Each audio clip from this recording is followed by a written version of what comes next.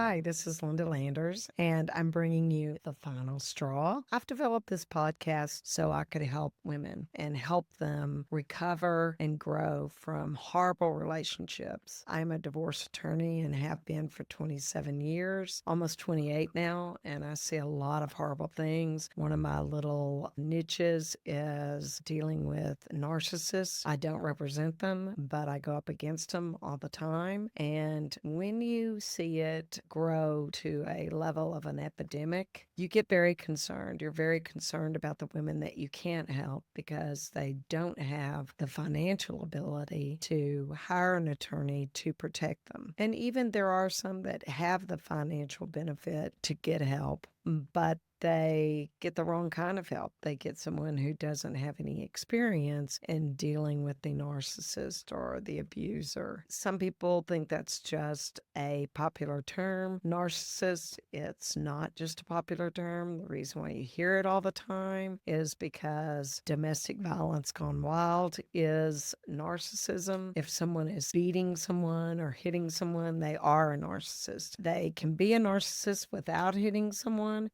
because they're abusing the person in another way. A narcissist usually abuses verbally, emotionally, financially, and often physically. But I wanted people to have a place where they could tell their story to help other women. And we're going to have special guests, some very good ones. We are here to provide you references to different books that I recommend that will help you heal. We're going to have guests that you may recognize on Instagram and YouTube and all the other social media. Some maybe that you don't recognize that will speak on the subject. We want to touch on every aspect of it: your physical health, your mental health, your nutrition, your ability to co-parent with this crazy individual on the other side. We have resources for that. We want to be able to train you in every aspect of that. We want to provide you a place that you can come, feel safe, tell your story, talk to other women, listen to other women's stories. Some people are recovered and they're very motivating to talk to. At my law firm here in McKinney, Texas, all I do is family law. We take before and after pictures of our clients almost all the time when there's a narcissist or an abuser of any kind on the other side. When we take those pictures, they look very different in the beginning than they do in the end. And my goal is to really empower you as a woman to grow. I have been divorced twice, and the first time I don't think I learned my lesson. My first husband cheated on me, and that's the husband I had my children with. And so all I was really looking for the next time around was a person that I didn't think would cheat. That wasn't learning enough. I did get somebody who would not cheat, but I also got someone who thought that I should pay for everything and they should not ever work. And that wasn't a partnership, and that didn't work. I took care of his kids.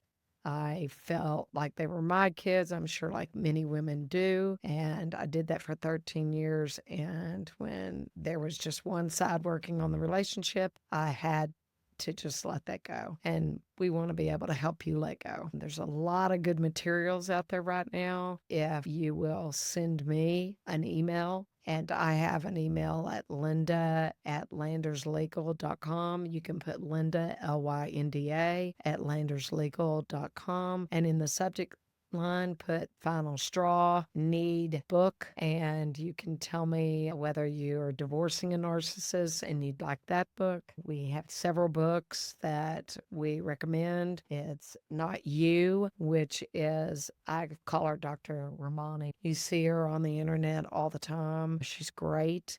And she does a great book to not only identify a narcissist, but to tell you how to deal with a narcissist and how to recover.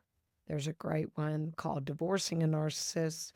And that book is really a playbook I give every one of my clients that is married to a narcissist. And then we love Brene Brown's books, Daring Greatly. And she writes so many more, and they're all good. And there's a new one with Mel Robbins that's Let Them. If you haven't read, that's really great.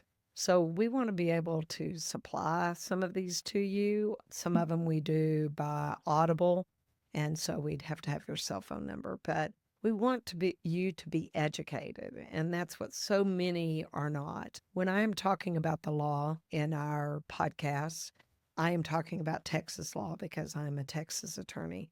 So you will often hear me try to reiterate that's Texas law because the law is different everywhere. There are states that give women so much more alimony than in Texas. We really don't believe in it. It's called spousal maintenance. Today, we're talking about recovering from a divorce.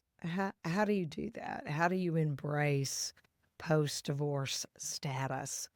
I remember when I got divorced for the second time, I was just mortified that I would have to say that I was divorced twice. Something was really super wrong with me. And I was like, I'll never be able to get married again. I'll never have that again. And I didn't have it to begin with, so I didn't really know what I was talking about.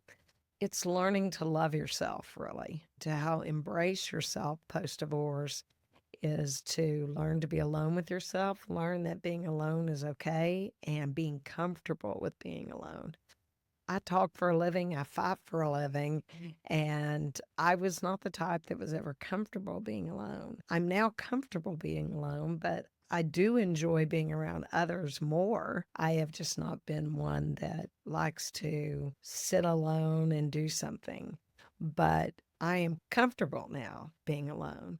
But that's after lots of therapy. Lots of people have the ability to get therapy and lots of reading. And actually, being a family law attorney has helped a lot. Actually, one of my best parts of life where I recovered was when I was in law school. And you learn to think non emotionally and more analytically. And you're looking at the positive and negative. When I was brainwashed, because that's what really law school does, is train the different side of your brain and brainwashes you into just looking at everything neutrally, the positive and the negative. It really helped being able to look at my circumstance more neutrally and not emotionally, and be there for my kids without acting so emotional and broken, because you're not broken. You're sad, you're healing, and you're going to fix yourself with the help of a relationship with Christ. I am a Christian, and I will say I'm a Christian all day long because that's how I made it through many of the hard times. I think God puts professional help here for us to be able to use it. I don't think that you just pray everything away.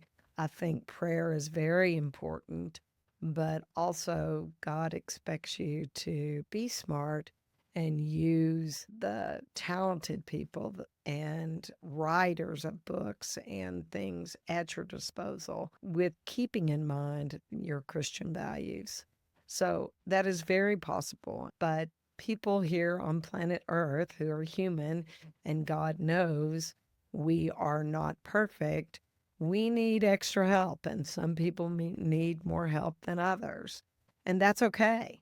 But it's all about healing and growing and then thriving. We want you to thrive afterwards. Maybe you've already let go and you're adjusting to your new life, because that's really what you have to do. You have to learn to let go of the sadness and not live in the past. Even in the Bible, it says, don't worry about yesterday or tomorrow. There's just today. God doesn't want you to worry about anything. So we're telling you that it's important for you to learn to let go. And if you're having problems letting go, that's when we can maybe help by talking through some of the scenarios that people have been through and how they let go. And a lot of people have told me they have let go through not only prayer and therapy with a therapist, but also doing new activities they've never done. Start working out, not for essentially weight loss, but feeling good about yourself. Don't be stuck on weight loss. Women get so focused on that, that becomes who they are, that they aren't worthy if they're not skinny. I know I used to be heavy and I've done the stomach surgeries and stuff like that in order to stay thin, but then I'm still really the same person. It really did not change anything except boost my self esteem to be more confident. But I don't necessarily know that that is essential in order to feel that way. I think I thought so at the time. I think the most important thing is not to focus on you are a failure because of the relationship being a failure. There were two in the relationship, and it takes two to fail in that relationship. So you didn't do that alone. So you have to let go of that. A great book right now is Mel book, Let It Go.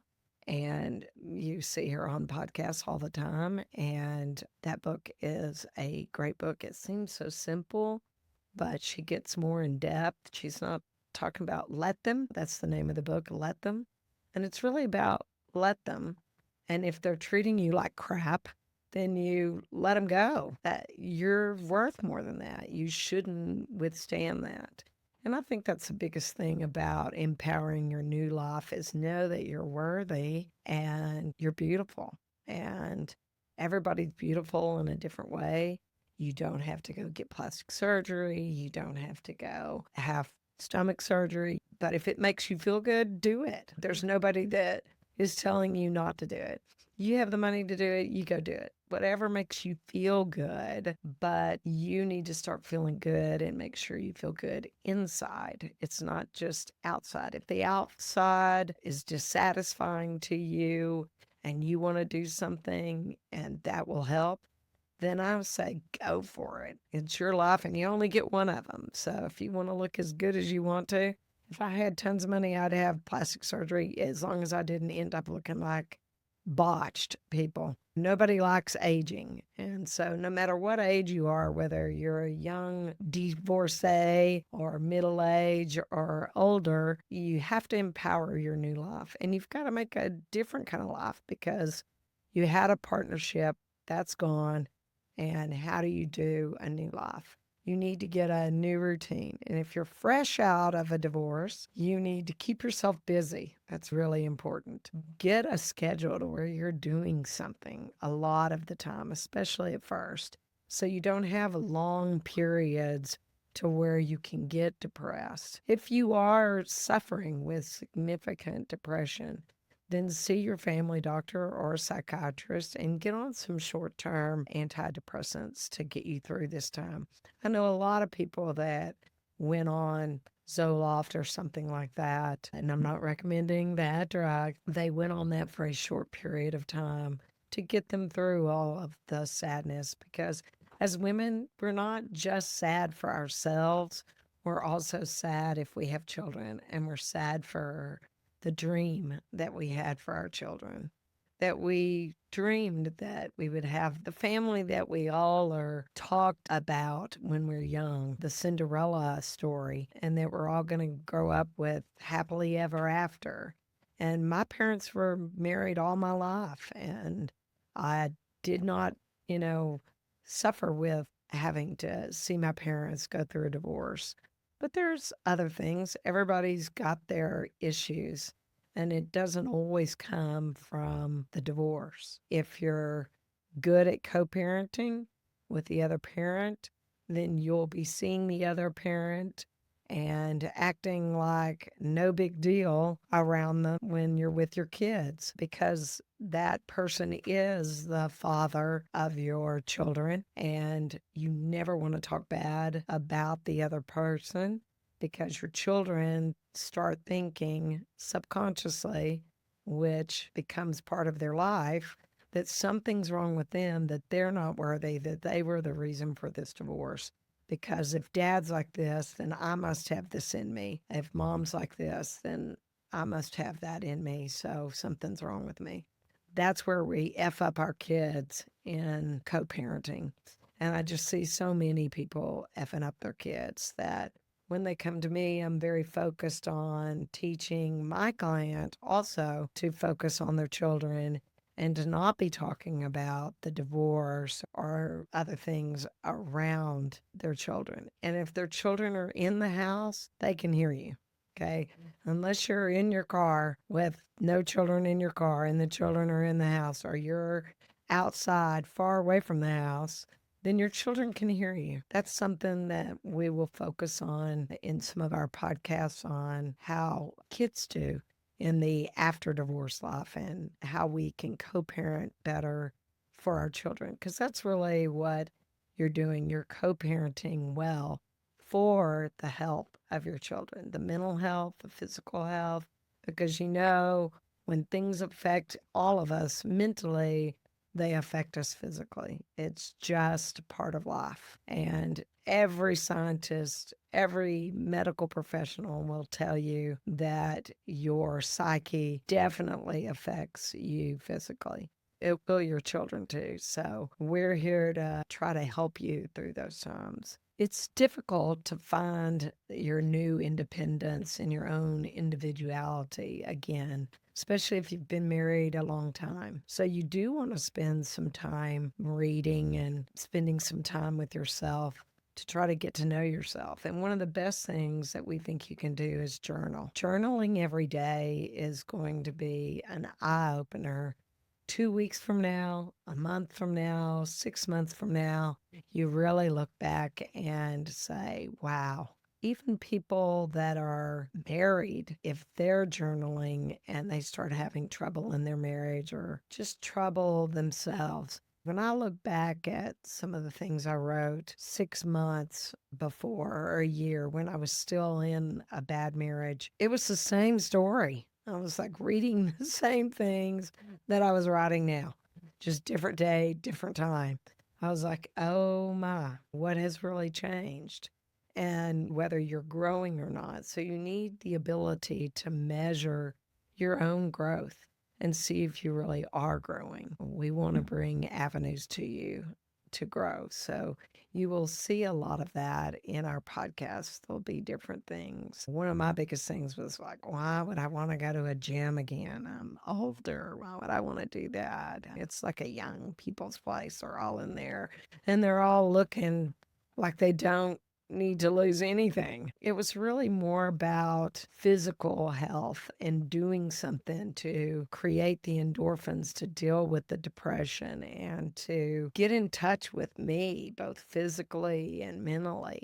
It was a deeper sense of what I needed to do. And a great thing to do is to start out just walking and listening to different podcasts or books on Audible, or sometimes you just want to listen to uplifting music and just feel free and just walk fast or run, whichever one you're able to do, or all of them, and just feel free doing it because now you don't have the weight of the ex partner on you anymore. And you probably carried all of the weight. Women have a tendency to carry all the emotional weight and a lot of them all of the financial weight as far as for their children. We're just nurturers and we have a tendency to carry it all.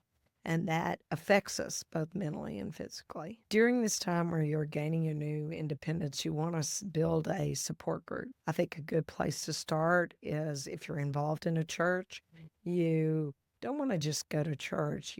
They have small groups. You want to go to a single women's small group that's of your age bracket. And some churches have a mixture of all ages, but they have activities, or you just go to a women's group and you just have a lot in common with women because you're a woman. And you'll find out that a lot of people in that group are divorced and going through things or have been through things. And this is a great support system for you. But you have to be ready to reach out and take a risk and invest in a relationship with somebody else, a friendship. And that's hard when you're coming out of the biggest friendship that you had and you invested in and it screwed you over.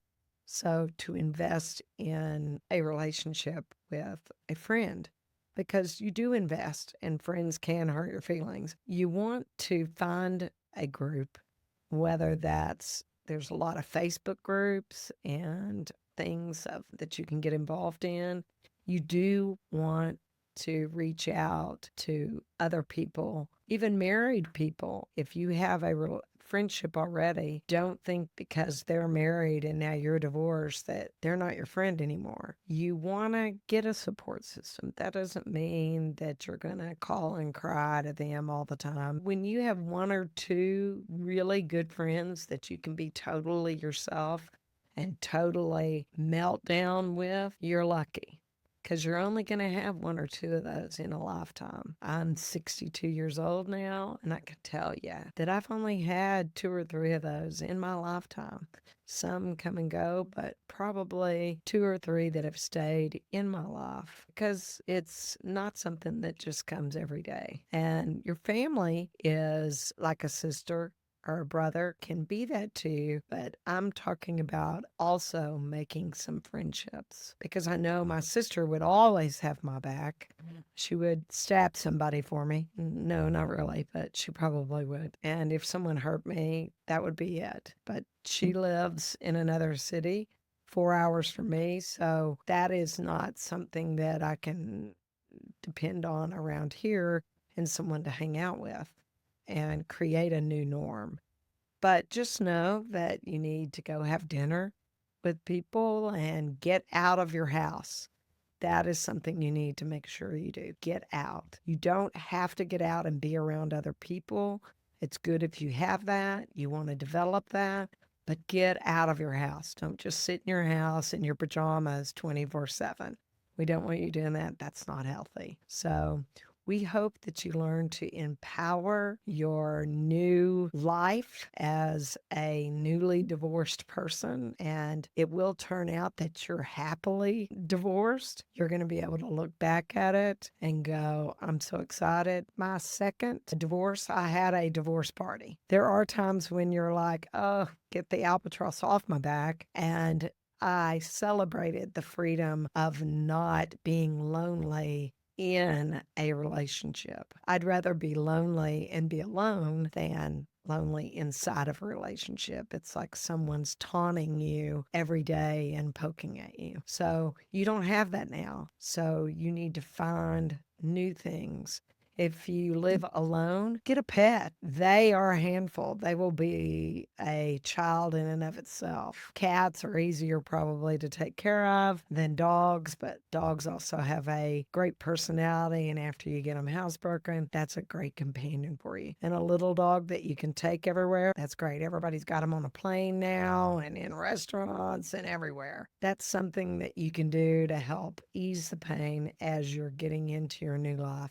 But we want to help you move through that. I hope you enjoyed today. This is just a little introductory podcast, and we will have a lot more humor and laughter going on when we have guests, because I love to talk to other people and their experiences, and we'd love to talk to you. So if you'd love to be on our podcast and tell your recovery story, we'd love to have you on. So go on thefinalstrawpodcast.com and tell your story and leave your email address and tell us whether you would like to be on. We'd love to have you. Thanks, and you'll have a great day.